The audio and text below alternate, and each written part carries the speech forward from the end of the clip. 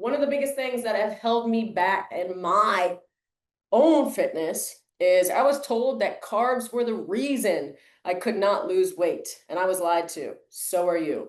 The problem isn't carbs. The problem is when and how you're eating them. And what, really?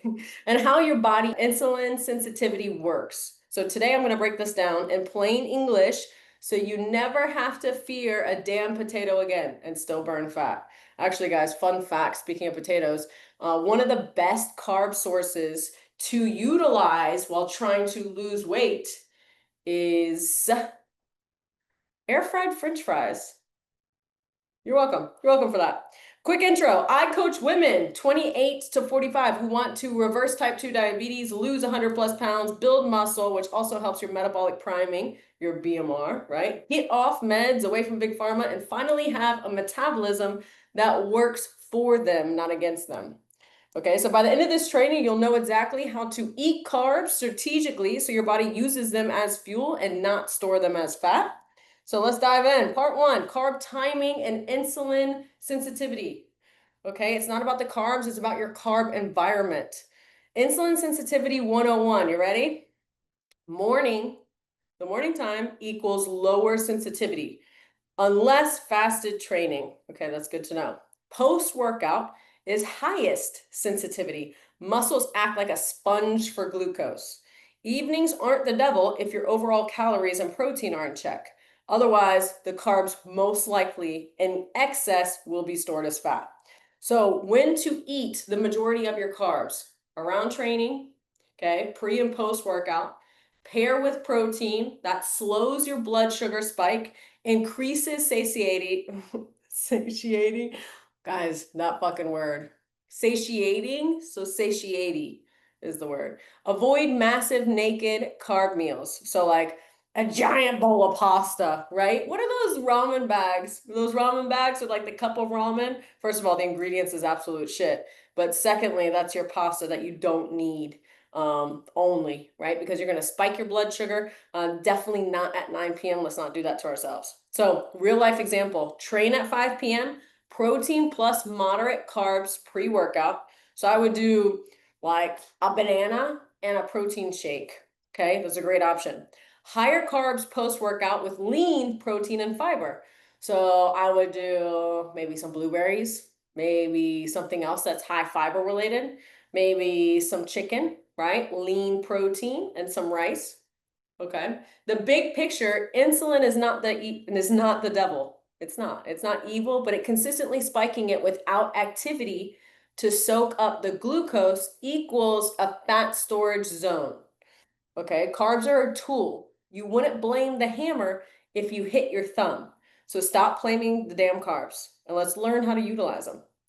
So part two, we're going to talk about high volume meals versus deprivation. So if you keep trying to out discipline hunger, you'll keep quitting. High volume eating is a game changer. My clients hear me say this all the time. We got to learn to eat in volume. Okay. So use carbs in a way where they're going to work for you, such as veggies, beans, oats, sweet potatoes, berries, air fried French fries, right? Add a size to your plate without blowing calories. If you're macro tracking, definitely just make your macros fit. So like, for instance, if you have 120 carbs for the day and you're eating 4 meals that day, divide 120 by 4 and then have that carbs size on your plate, unless it's pre or post workout, and give yourself a little bit extra. Okay, but make sure your caloric is hit. Okay, so visual, a bowl, okay, of 300 calorie rice versus 300 calorie rice plus veggies plus lean protein is drastically different when you feel your level of fullness or satiety. I said it. So why deprivation backfires? Okay, your body will rebel, cravings, binge episodes, low energy. Who does that sound like? You lose muscle, which means slower metabolism. Your metabolism slows down because of your lifestyle, Becky, not because of anything else. Your brain obsesses over the foods you can't have. Strategy would be to build meals around protein, high volume carbs, and healthy fats. Swap low fiber refined carbs with fiber rich carbs for better blood sugar control and fullness. Okay, fiber and protein are going to keep you satiated throughout the entire day. Okay, so protein and fiber are going to be your go-to if you want to feel full and not have those cravings and binge attacks. Why cutting carbs is not sustainable. Guys, I've tried this so many times, and it wasn't even like a keto route. It was like, hey, let's go low carb because carbs are the enemy and you need to lose fat.